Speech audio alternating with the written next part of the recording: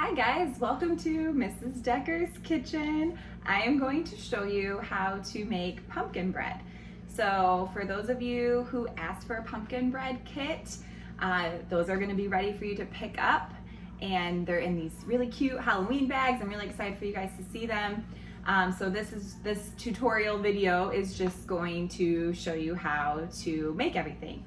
And I'm really excited because I've always wanted to have a cooking show, and sometimes when I'm cooking in my kitchen I pretend like I'm on a cooking show, so this is fun for me. So the first thing you need to do is preheat your oven to 350 degrees, and we're going to get our dry ingredients sifted and ready to go before we do everything else. So make sure you wash your hands. I already did that.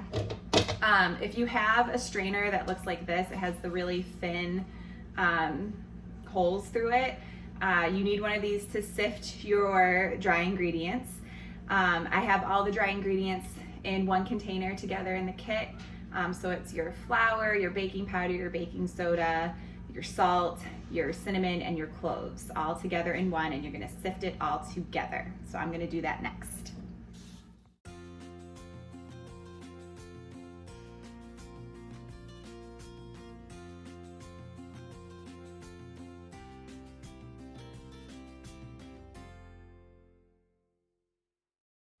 Okay, so the next step is to cream together your sugar and your shortening. So the sugar is 2 2/3 cups. It's in the one container of your kit. And then the shortening is this bar here. The whole thing is 1 cup, so you want to make sure you cut it on the arrow where it says 2/3 cup, because that's all you need is 2/3. I use a serrated knife because it just makes it a little bit easier to cut through it. Okay, and then you put that in your bowl. And I have a stand mixer, but you can use just like a hand mixer to cream that together. So I'm gonna use my paddle attachment. And I'm going to start off slow.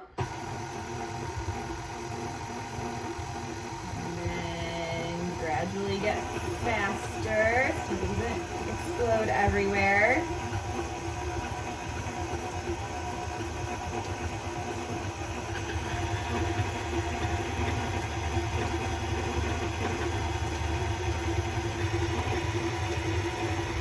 Okay, so you want to get it nice and smooth. So I'm going to keep this going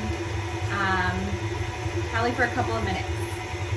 Okay, so I have this cream together. It kind of looks fluffy like snow. Now the next step is to stir in 4 eggs and 2/3 cup of water and your can of pumpkin. So remember, this makes a lot, so that's why it seems like everything is gigantic portions, but it's gonna make 3 pumpkin loaves. So you're gonna stir in your eggs, and I'm sorry I couldn't give you eggs in your kit. So hopefully you have 4 eggs at home. I just cracked them first in this bowl here, and I'm gonna add them one by one, hopefully. There's 2. So I'm just gonna kind of use the mixer to stir them in. Here's my last 2.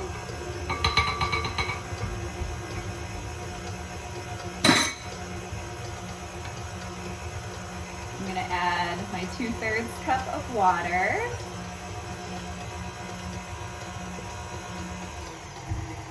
Slowly, so it doesn't splash.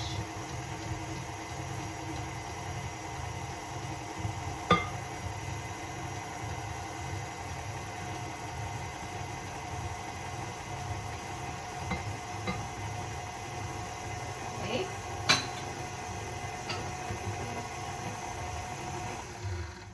And then I'm gonna lift this up and put in my gigantic can of pumpkin.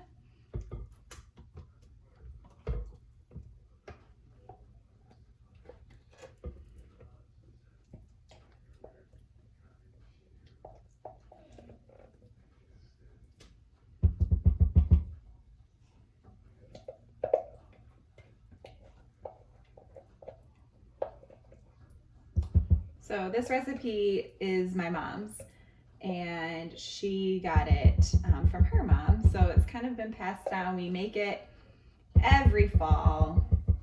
And because it makes so much, you can freeze some and you can enjoy it all fall long. All right, so I'm gonna stir this together so it's all incorporated. As this is stirring, I'm gonna start adding the sifted dry ingredients very slowly, because this is gonna be a big bowl.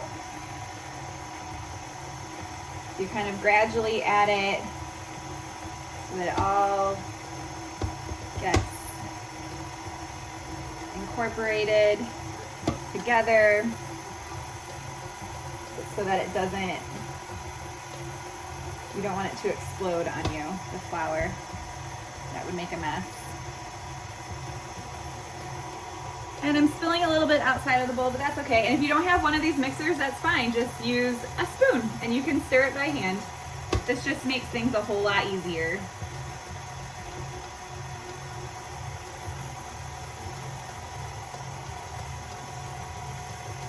And this is the last step, guys, and we just pour it into the pans and bake it.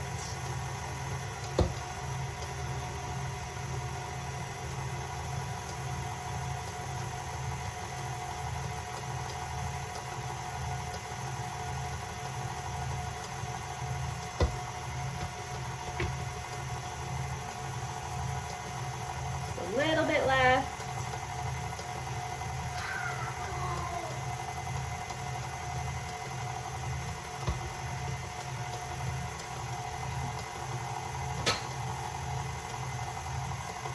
I'm gonna give this a second. I'm gonna scrape the sides of my bowl.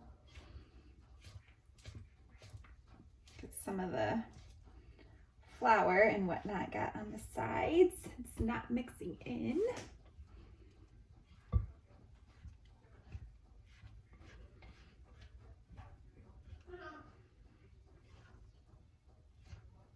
Yep, got it on my hands. Okay.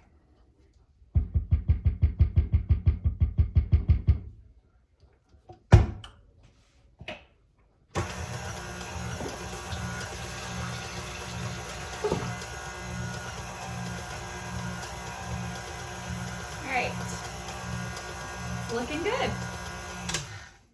Okay, so now we're gonna get our loaf pans and grease them. So you can do that with just like spray, the Pam spray, or you can take some butter and just wipe it in there with your hand.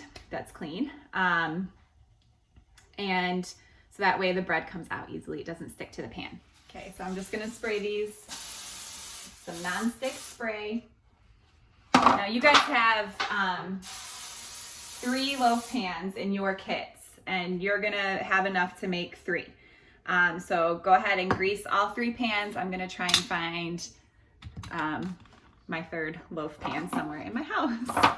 Okay, so you guys could add, if you had chopped walnuts at home, you could add walnuts to this, or dates. We never did growing up because my mom's allergic to all nuts, but it's really good with walnuts. So if you wanted to, you could, but it's really good all by itself too. So you're just gonna spread it out evenly amongst your loaf pans. Don't fill them all the way to the top because they will rise and then it will make your oven a complete mess. We don't want that.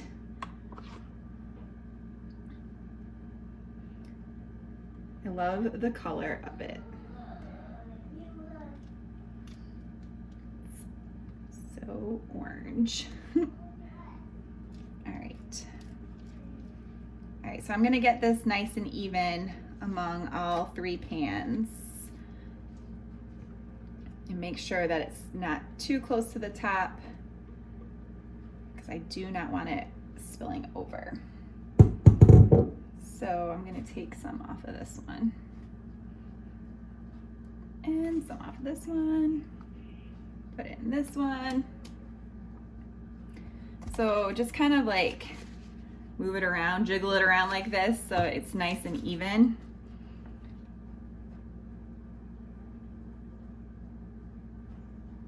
It's gonna be so good. do.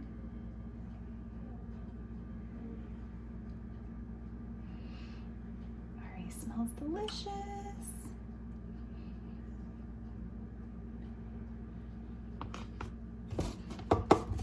Okay, I think we might be good. These two are definitely even. This one's hard to tell because it's like my actual loaf pan, not a foil pan.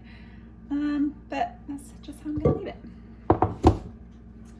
Okay, so these go in the oven, your preheated 350-degree oven, for about an hour and 15 minutes, maybe more, depending on your oven. I would check after an hour just to see kind of how things are going. Okay? All right, let's put them in the oven. So it's 11:36, and I'm going to check them at 12:36. In the meantime, I'm gonna clean up all these dishes. It's the worst part about baking. On the cooking shows, they have people that do that for them. Maybe I should get my kids to do it, or my husband. Okay, so we're going to check our pumpkin breads now, see how they're doing. I'm gonna use a knife and put it in the center of the bread and see if it comes out clean. Not really. I'm gonna give it like 5 more minutes. Okay, it's been exactly 1 hour and 15 minutes, and I'm gonna put this knife in my bread, and you can see it comes out clean. Oh yeah. All good. So all 3 are done. Now the hardest part is letting them cool completely before you take a slice out of it and enjoy. So once they're cooled completely, you can take the extra loaves and just wrap the whole thing in parchment paper and then in foil, and you can put it in the freezer, and you can, when one loaf is gone, you can take another one out of the freezer, let it thaw completely, and eat that one. Or you can give the extra loaves to your friends or your neighbors. And I hope you guys enjoy. I'm gonna go make myself a cup of tea and read my book on this rainy Sunday. See you guys soon.